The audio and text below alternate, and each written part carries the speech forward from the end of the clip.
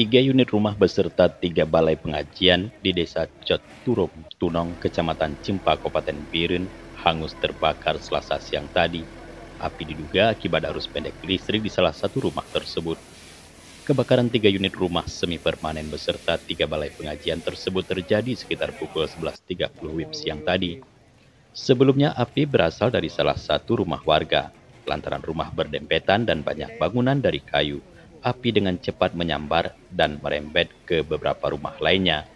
Warga yang mengetahui kejadian tersebut sempat berusaha memadamkan api dengan peralatan seadanya.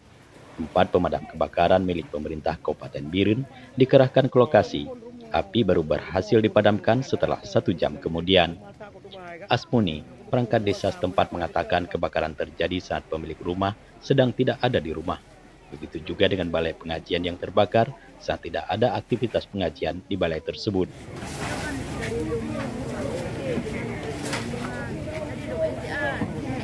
Saya ada telepon dari salah satu masyarakat, ada kebakaran katanya di dusun Lampung di Rombongan.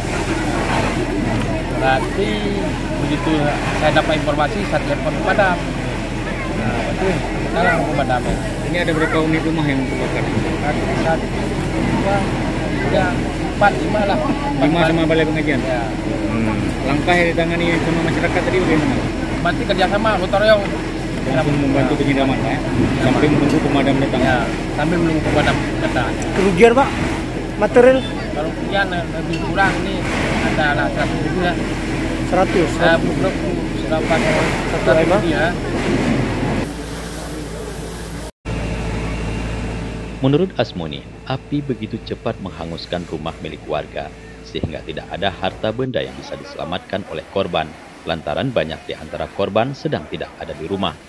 Tidak ada korban jiwa dalam insiden tersebut, namun kerugian material diperkirakan mencapai ratusan juta rupiah. Dari Biren, Tim Liputan Aceh TV melaporkan.